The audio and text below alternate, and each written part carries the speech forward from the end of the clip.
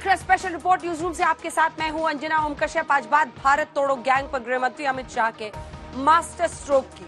22 सितंबर और 27 सितंबर की रात जब आप घर में सो रहे थे, तब देश के दुश्मनों की कमर तोड़ने के लिए अमित शाह पूरी रात जाग रहे थे। देश भर में सीक्रेट ऑपरेशन को अंजाम दिया जा रहा था। ऐसा सीक्रेट ऑपरेशन जिसके बारे में कोई सोच भी नहीं सकता था। एक वक्त पर एक साथ देश के कई राज्यों में रात को ठीक 1 बजे, न 1 मिनट पहले न 1 मिनट बाद, हैरत अंगेज ऑपरेशन को अंजाम दिया गया। वो 3 हिस्सों में। ऑपरेशन मिडनाइट पार्ट 1, आधी रात 1 बजे ऑपरेशन मिडनाइट पार्ट 2, आधी रात 1 बजे भारत तोड़ो गैंग पर सर्जिकल स्ट्राइक। रात को 11:43 पर आखिर भारत तोड़ो गैंग पर सर्जिकल स्ट्राइक के लिए अमित शाह ने आधी रात का वक्त ही क्यों चुना? कैसे शाह की सॉलिड रणनीति से विदेशी फंडिंग की साठगांठ से चल रही देश विरोधी सबसे बड़ी फैक्ट्री पर एक झटके में ताला लग गया? आपको दिखाते हैं शाह के ऑपरेशन मिडनाइट की पूरी कहानी, प्लानिंग से लेकर पीएफआई पर बैन तक।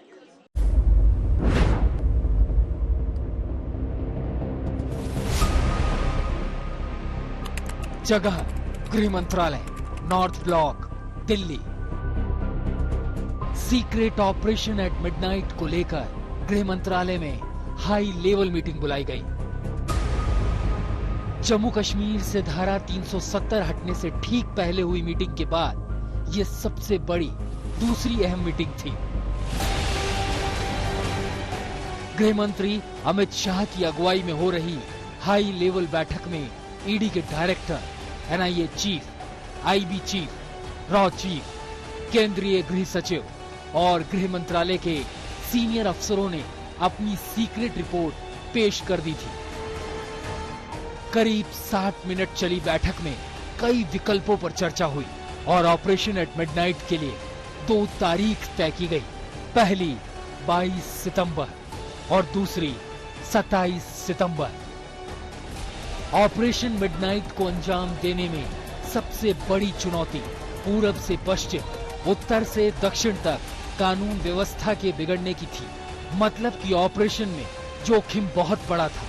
गृह मंत्रालय को बहुत बड़ी फाइल पर मुहर लगानी थी। यहाँ सवाल ऑपरेशन को अंजाम देने वालों से ज्यादा आम लोगों की जिंदगी का था, क्योंकि खतरा राष्ट्रव्यापी हिंसक प्रदर्शन और अराजकता की आग फैलाने का था। यहाँ तक कि सांप्रदायिक दंगों की आग भी कई शहरों में सुलग सकती थी। करीब 1 साल के फुल होमवर्क के बाद केंद्रीय गृह मंत्री अमित शाह ने ऑपरेशन की इजाजत दी। ऑपरेशन मिडनाइट को अंजाम देने से पहले केंद्रीय गृह मंत्री अमित शाह ने उन राज्यों के पुलिस मुखिया से डिटेल्ड रिपोर्ट मंगवाई जहां पर बीजेपी शासन नहीं है।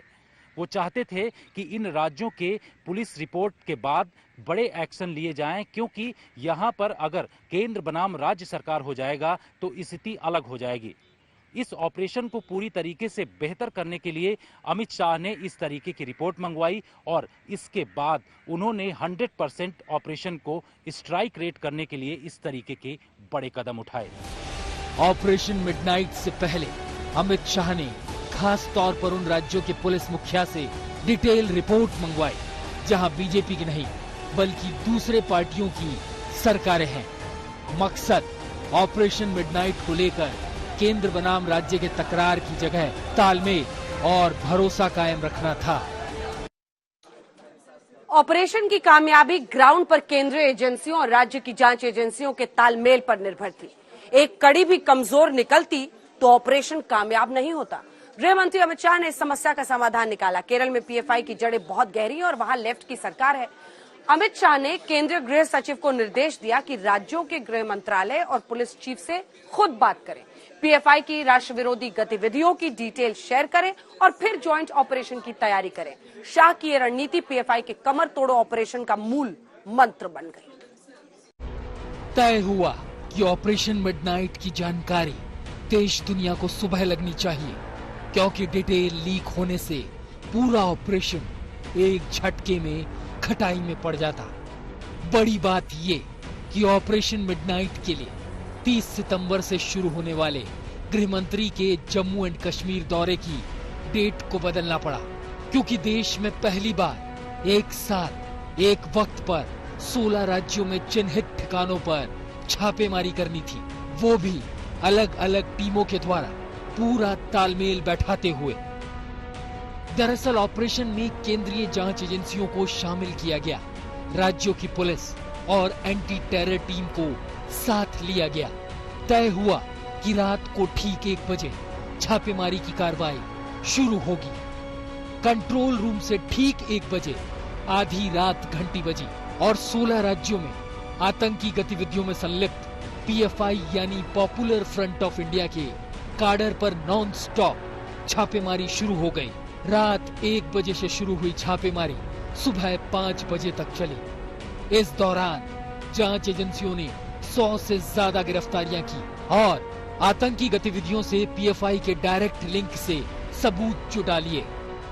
अमित शाह के ऑपरेशन राष्ट्रहित के तहत एजेंसियों ने ऑपरेशन मिडनाइट को अंजाम दे दिया। सब कुछ वैसा ही रहा जैसी प्लानिंग पहले से की गई थी। इसके लिए बाकायदे 6 कंट्रोल रूम बनाए गए थे। इन कंट्रोल रूम से अलग अलग अधिकारी मॉनिटर कर रहे थे। गृह मंत्री अमित शाह भी पूरी रात इस पूरे ऑपरेशन को अंजाम देने के लिए मॉनिटरिंग भी कर रहे थे। सूत्र बताते हैं कि जिस तरीके से सोचा गया था ऑपरेशन, उसी तरीके से ग्राउंड पर मौजूद अधिकारियों ने किया। उसके बाद अगर किसी भी तरीके की अनहोनी थी तो गृह मंत्रालय की तरफ से प्लान बी भी तैयार था और उसको अंजाम दे दिया जाता। ऑपरेशन मिडनाइट के दौरान कोई गड़बड़ी ना हो, छापेमारी करने गई टीम को मिलने वाले निर्देशों का इंतजार ना करना पड़े, लिहाजा 1-2 नहीं बल्कि 6 कंट्रोल रूम से पूरे ऑपरेशन पर नजर रखी जा रही थी। अमित शाह पूरे ऑपरेशन की खुद रात भर मॉनिटरिंग कर रहे थे तो आईबी ऑफिस में एक कंट्रोल रूम बनाया गया था जो छापेमारी के पहले और छापेमारी के दौरान खुफिया जानकारी जुटा रहा था, जो गृह मंत्रालय के साथ समन्वय बैठाकर सभी एजेंसियों को भेजे जा रहे थे।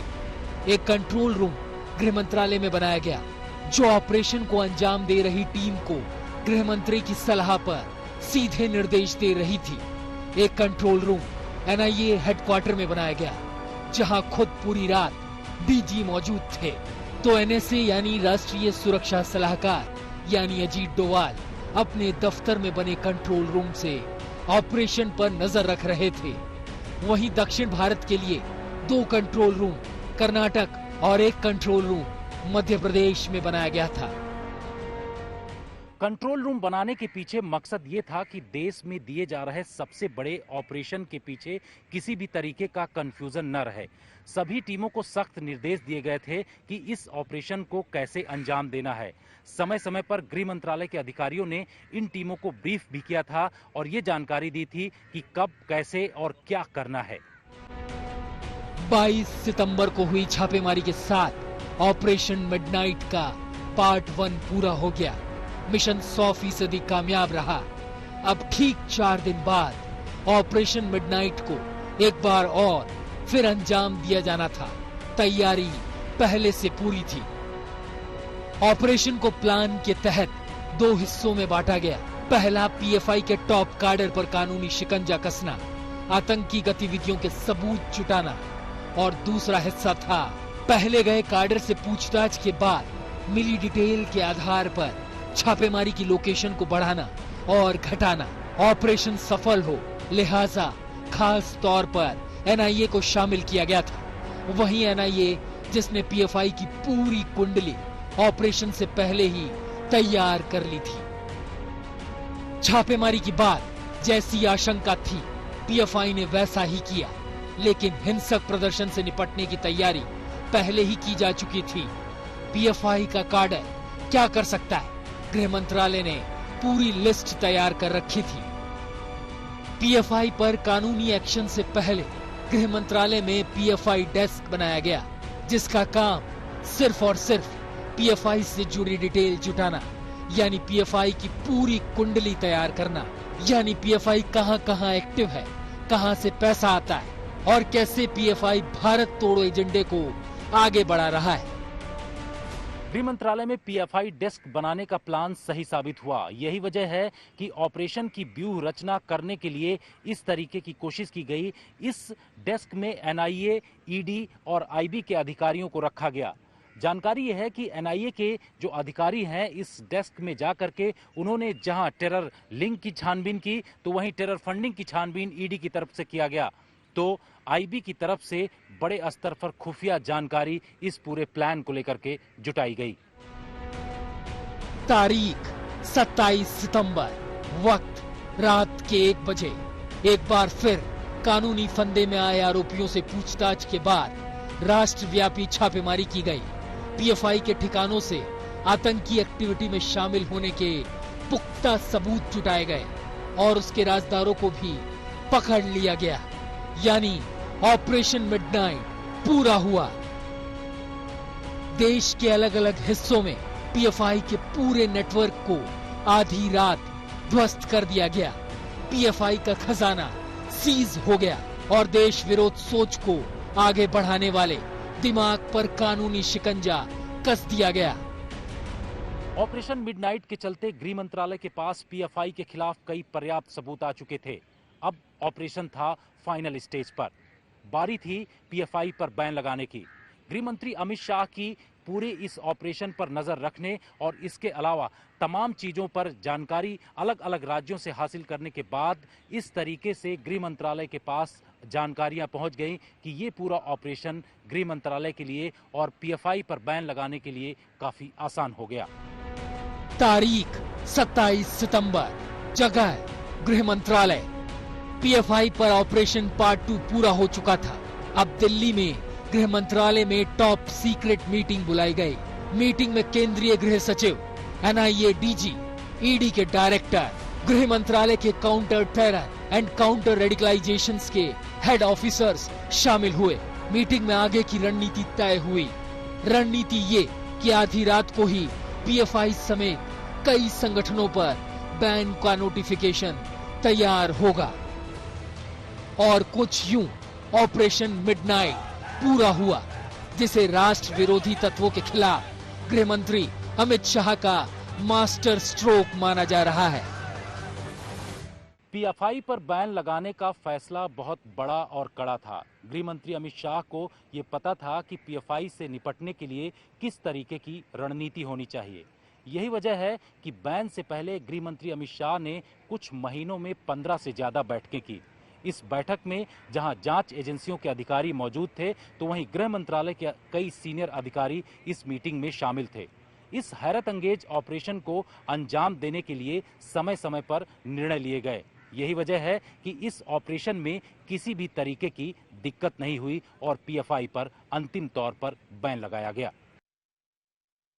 आपने गृह मंत्रालय का ऑपरेशन पीएफआई देखा। अब हम आपको दिखाने जा रहे हैं कि कैसे देश भर में एनआईए ने एक साथ पीएफआई के दफ्तरों पर, आकाओं पर रेड कर दी और पीएफआई को बैन किया गया। एक और बड़ी जानकारी हम आपको दे रहे हैं क्योंकि सरकार के पास यूएपीए के तहत किसी संगठन को आतंकी संगठन भी घोषित करने का अब अधिकार होता है।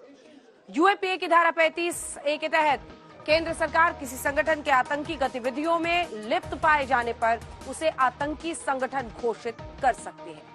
कोई भी संगठन जो आतंकी वारदात में शामिल हो, आतंकवाद को बढ़ावा देता हो या लोगों के आतंकवाद के लिए लोगों को उकसाता हो, उसे प्रतिबंधित किया जाता है। पीएफआई इसी के तहत प्रतिबंधित किया गया है।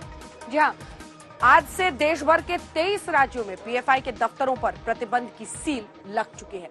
आइए देखते हैं अपनी इस रिपोर्ट में पीएफआई के दफ्तरों से लेकर पीएफआई के आकाओं पर कैसे ये सर्जिकल स्ट्राइक की गई।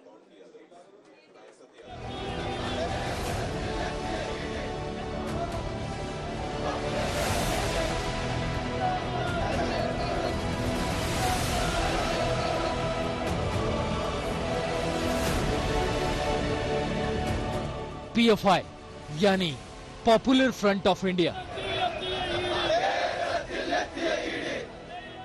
विस्तार 23 राज्यों तक, दावा सोशल वर्क, सच आतंक फैलाना, दंगे भड़काना, हत्या करवाना। ये एनआईए के द्वारा जांच हो रही थी और जिस तरह से एविडेंस मिलेंगे ये मैंने कल ही कहा, उसी के अनुरूप ये कार्रवाई की गई है और आने वाले समय में भी जैसी सूचनाएं मिलेंगी उसके आधार पर हम कार्रवाई करेंगे। खतरनाक नहीं होता तो बैन थोड़े न करना पड़ता, बैन किया गया है तो निश्चित रूप से कुछ न कुछ ऐसी राष्ट्र विरोधी गतिविधियों में शामिल होने का उनका प्रमाण होगा जो आने वाले समय में एनआईए स्वयं आप लोगों से साझा करेगी। एक सक्षम सरकार देश में है, हमारे प्रधानमंत्री जी, हमारे गृह मंत्री जी और हमारी सरकार, हमारी एजेंसियां इतनी सक्षम है कि पूरे देश में कानून व्यवस्था, विधि व्यवस्था सारी ठीक रहेगी, ये मैं आपको विश्वास दिलाता हूं। जी हां, पीएफआई 16 साल तक देश विरोधी गतिविधियों को अंजाम देता रहा और आखिर में उसका जो अंजाम होता है वो आज देश के सामने है। टीम मोदी ने लगा दिया है पीएफआई पर प्रतिबंध।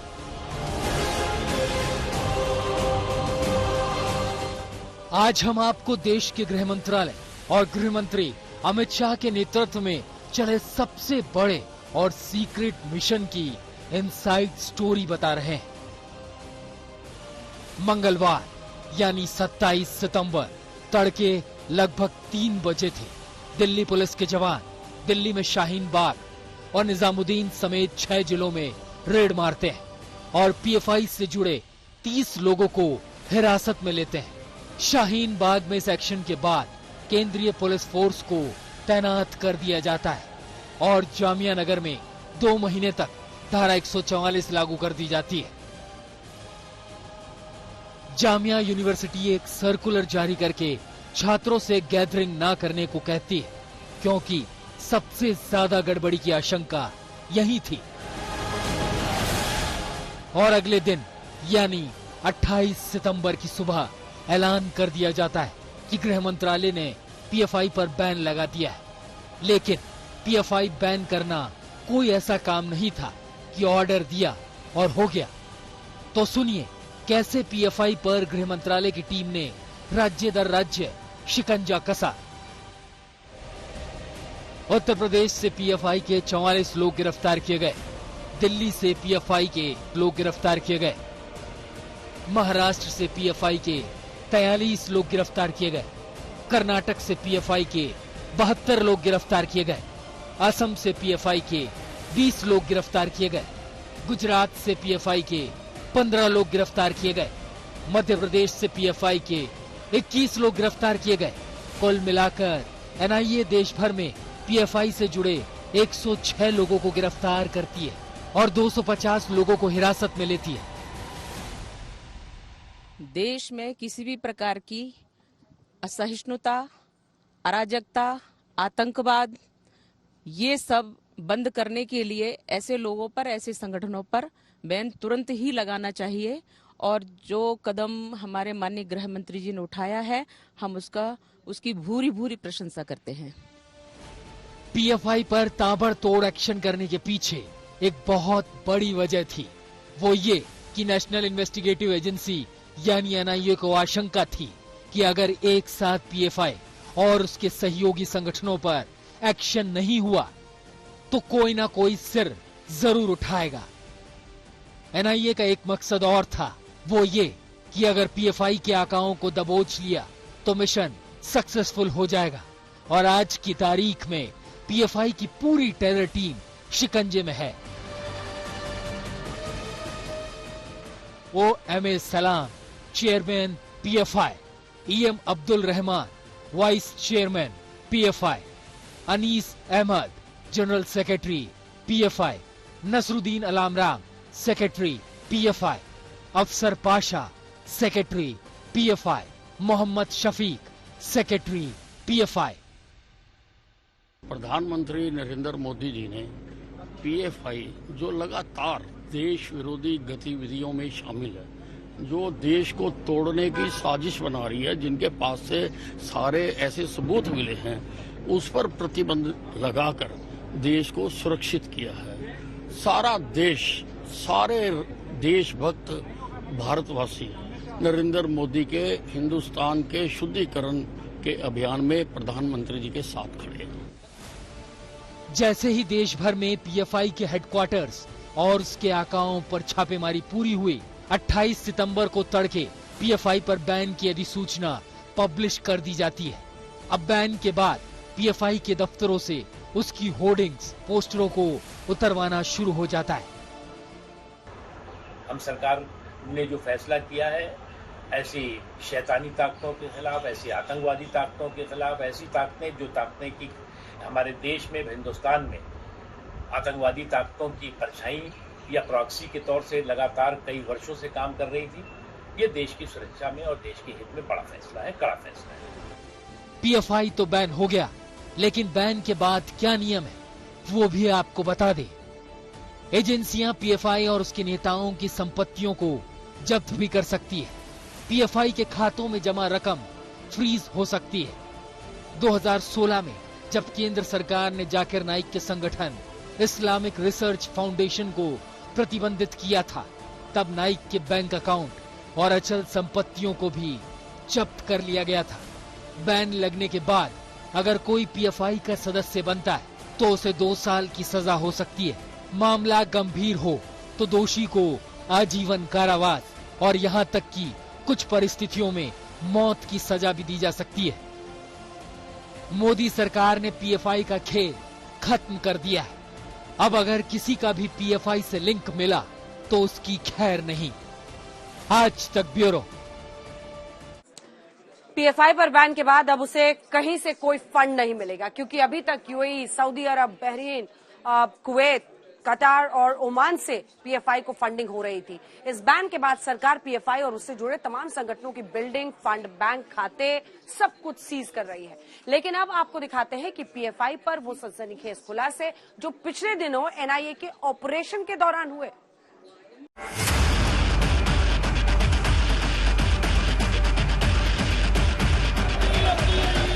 पीएफआई पर नेशनल इन्वेस्टिगेटिव एजेंसी यानी एनआईए ने एक से एक बढ़कर सनसनीखेज खुलासे किए हैं।